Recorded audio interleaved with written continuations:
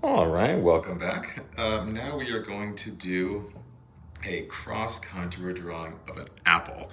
So this is going to be a little bit different. We're going to do a little bit of different things when we do this one than we did in our lemon. Certain parts will be the same and certain parts are going to change it up. But the very first part never changes, and that is just getting the contour shape of that apple in here. So I'm going to throw mine up over here. And I'm just gonna take a moment to get the general shape of it blocked in over here. It does not need to be perfect by any means, because all apples look different. It just has to look like an apple. But I am gonna do my best to try to make it look like this particular apple because I don't know why. I just feel like it. So once I get my shape like that, the very first thing I'm gonna do is I'm just gonna get a sense of where the stem is. It can be tempting to just stick the stem coming right out like that, but that's not where it is. It's actually up a little bit into the middle of the apple here. So I'm gonna start about here, and I'm just going to make a little kind of a little line kind of coming out here like so. I just wanna know roughly where that is. At this point, in our lemon, the next thing that we did was we darkened in our contour line.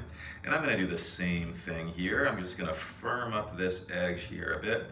Once I kind of get a sense of where I want everything to be, I'm just going to darken this guy in, making sure I'm happy with how it looks, going nice and slow. I'm not just making a circle, going pretty slow as I come along here. And then especially when I get into this part where all the little bumps and lumps are. So I got something kind of like that. Now, when we did our cross contours over here, we determined that we had to follow the curve of the contour. So on this side, our lines curved this way because they were closer to this curve. And over here on this side, they curved going the other direction because they were closer to this curve over here. So these are all going at that curve because it's close to this one. And then the same thing happened on the bottom and the top. We went curving like so because that's more similar to the outside curve. And going this way, we curved going down and then back up because that follows the curve over here. When we do our apple, we're gonna do it a little bit different. When we do this guy, we'll start from the back, I suppose. Why not? So this is gonna start the same. We're gonna make our lines following the curve of the back of that apple here. Going nice and slow, don't go too dark here. We wanna keep these guys light. We wanna keep them kind of sketchy here at this point, making sure that they curve right into the sides of our apple here. And we'll just kind of keep going like so. Keep going like so. And I'm just gonna keep adding some more. And by now you might be noticing that I'm not flattening out my curve the way that I did here with just a straight line before I go the opposite direction. I'm gonna keep going the same direction here. And you'll see why in a minute here. There are different ways of doing this kind of drawing, and so I wanted to show you a couple of different methods here because sometimes it helps to not shift directions. So we will see why that is in a moment here once I get a little bit more added in here. So I'm just gonna keep going like so. Basically, actually I'm gonna throw one more in here. What I wanna do is once I get to around here, I'm gonna start bringing my ovals into my apple.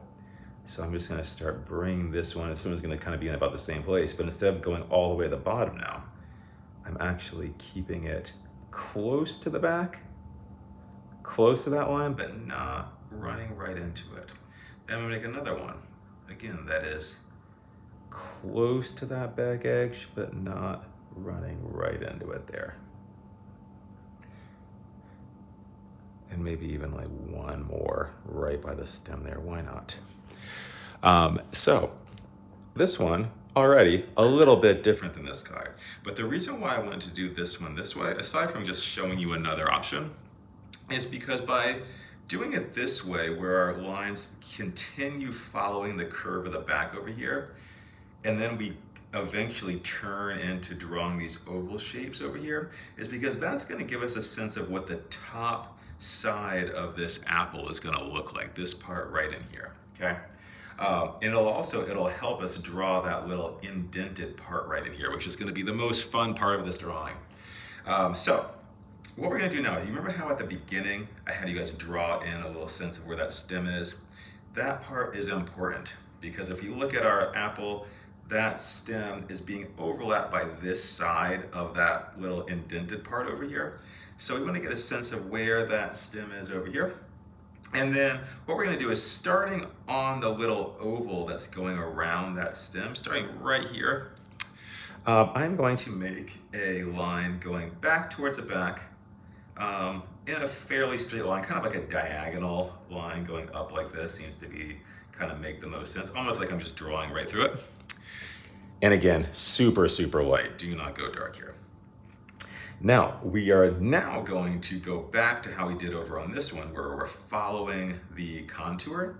So I'm going to start over here and I'm going to follow this contour where it curves up at first and then comes down. But instead of going all the way to the end, I'm going to end it right on that same spot, right just above where my stem is right here. Then I'm going to do the same thing again over here. I'm going to come up and I'm coming down over here like so. And I'm stopping right on that little oval. Then I'm going to throw in another guy over here and I'm stopping right on that oval over here. And at this point, I think I'm going to shift directions. I don't know. I feel like there might be some confusing stuff, and I don't want to draw too much over here yet. So I'm going to go the other direction. So now I had my straight line. I kind of bulged up a little bit on that side. So now I'm going to follow this curve down here, and I'm going to go a little bit lower this way, and a little bit lower this way. Again, ending at that little line where my stem is. Going nice and slow here. I don't want to rush anything. All right. And then maybe I'll throw like one more guy out over here. All right. That line's kind of blending into my stem, but whatever. So now I've got some lines over here and I kind of ended these and I've got my little ovals over here. I'm going to look on this side of my oval and I'm going to look at where my stem is. And now what I'm going to do is I'm going to go, again, about where my stem is, about that spot there. I'm going to make a line that goes this way. That's pretty much a straight line.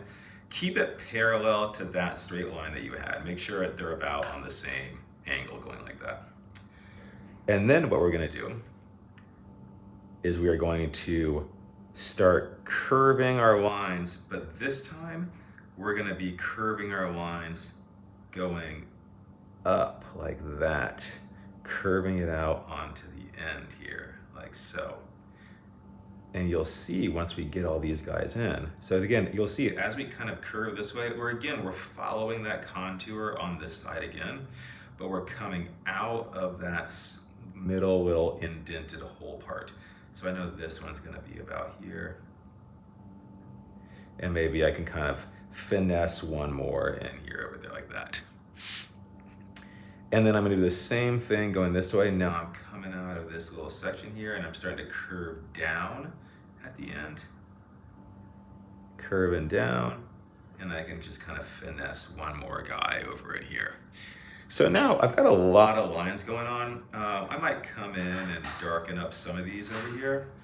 But again, we're getting a good sense of how this shape is being pushed in to where the apple stem is there. So I'm just gonna come around, darken in some of these guys, just so it feels a little more finished. Not everywhere. Maybe just kind of on the ends there, like so. Oh, and I forgot the most important part. Let's get that stem. Now we can actually go ahead and we can darken in where that little stem is here. And then just like how we did on the lemon, we can maybe add in just a smidge of shadow underneath here. Nothing too drastic, don't make it too big. And then the most important thing is just as you go nice and dark right underneath of it, just take the pressure off, let it gently evenly fade into the white of the paper there. You can use your finger on there. That might be a little bit more helpful too. And voila, we have a nice cross contour drawing of our apple here.